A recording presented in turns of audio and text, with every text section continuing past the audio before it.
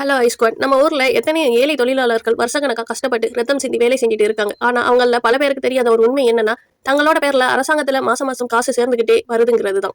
ஏதோ சம்பளம் வருது, அதை வச்சு இன்னைக்கு சாப்பிட்டுலாம் அப்படின்னு விழிப்புணர்வு இல்லாமலேயே அவங்க வேலையை பார்த்துட்டு இருக்காங்க. தங்களுக்கு சேர வேண்டிய சட்டபூர்வமான உரிமை ஒழுங்கா கிடைக்குதான்னு பார்க்கறதே இல்லை.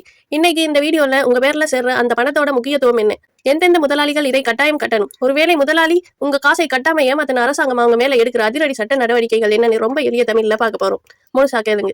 இலங்கை சட்டப்படி அரசாங்க திணைக்களங்கள் தவிர்த்து மற்ற அனைத்து தனியார் மற்றும் கூட்டுத்தாபன துறைகளிலும் வேலை செய்யும் தொழிலாளர்களுக்கு இந்த சட்டம் பொருந்தும். முக்கியமாக எந்த ஒரு முதலாளியிடம் ஒரே ஒரு ஊழியர் வேலை செய்தாலும் அந்த முதலாளி கட்டாயமாக ETF பணத்தை செலுத்த வேண்டும். குறிப்பாக எந்தெந்த துறைகள் என்று தெரியும். அதை பார்ப்பதற்கு முன் எனக்கு ஒரு சப்ஸ்கிரைப் பண்ணிடுங்க. வாங்க இப்ப வீடியோக்குள்ள போகலாம். தேயிலை, ரப்பர், தென்னை தோட்டம் மற்றும் காடுகள்ல வேலை செய்யறவங்க உட்பட டெக்ஸ்டைல் மற்றும் கார்மெண்ட்ஸ் நிறுவனங்கள், பெரிய சூப்பர் மார்க்கெட் முதல் உங்களது ஊரில் இருக்கும் ஜவுளி கடைகள், மளிகை கடைகள், ஹார்ட்வேர் கடைகள் வரை, டீ கடைகள், பேக்கரிகள், சாப்பாட்டு கடைகள் மற்றும் தங்கும் விடுதிகள், கட்டிட வேலைகள், சிமெண்ட், இரும்பு சார்ந்த வேலைகள் செய்யும் நிறுவனங்கள் என அனைத்தும் இந்த பணத்தை கட்டியே தீர வேண்டும். இந்த காசுக்காக உங்க சம்பளத்துல இருந்து ₹1 கூட பிடிக்க மாட்டாங்க. உங்க முதலாளி அவரோட சொந்த பணத்துல இருந்து நீங்க வாங்குற சம்பளத்துல 3% தொகையை உங்க பேர்ல அரசாங்கத்தோட ஊழியர் நம்பிக்கை நிதிய ஜபையில் கொண்டு போய் மாசம் மாசம் சேமிச்சு வைப்பார். நீங்க அந்த வேலையில இருந்து நிற்கும் போதோ அல்லது வயசான காலத்திலேயோ அந்த சேமிப்பு பணத்தை வட்டியோடு சேர்த்து அரசாங்கத்துக்கிட்டே இருந்து லட்சக்கணக்கில் மொத்தமாக திரும்ப வாங்கிக்கலாம். சரி, என்னோட முதலாளி எனக்கு இந்த ETF பணத்தை அரசாங்கத்துல ஒழுங்கா கட்டல, என்ன ஏமாத்துறாருன்னு உங்களுக்கு தெரிஞ்சா நீங்க நேராக தொழிலாளர் திணைக்களத்தில் எழுத்துப்பூர்வமாக புகார் அளிக்கலாம். அப்படி புகார் அளித்தால் அரசாங்கம் அந்த முதலாளி மீது எடுக்கும் சட்ட ரீதியான பிரச்சனைகள் என்ன தெரியுமா?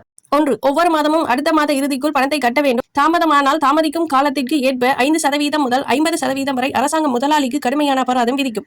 2. தொழிலாளர் திணைக்களம் எச்சரித்தும் ஒரு முதலாளி பணத்தை கட்ட மறுத்தால் அவருக்கு எதிராக நீதிமன்றத்தில் வழக்கு தொடரப்படும். 3. நீதிமன்ற உத்தரவின் பேரில் தொழிலாளிக்கு சேர வேண்டிய தொகையை வசூலிப்பதற்காக அந்த முதலாளியின் வங்கி கணக்குகள் அல்லது சொத்துக்களை முடக்கி ஏலம் விட்டு பணத்தை எடுக்கும் அதிகாரம் அரசாங்கத்திற்கு உண்டு.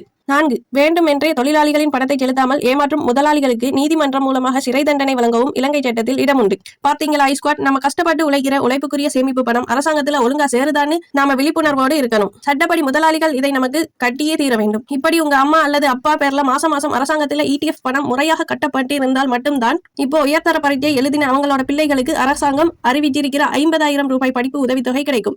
அந்த ₹50,000 உதவித்தொகைக்கு எப்படி விண்ணப்பிக்கிறது, யாருக்கு கிடைக்கும்ங்கிற முழு விவரத்தையும் என்னுடைய அடுத்த வீடியோல தெளிவா சொல்றேன். மிஸ் பண்ணாம பாருங்க.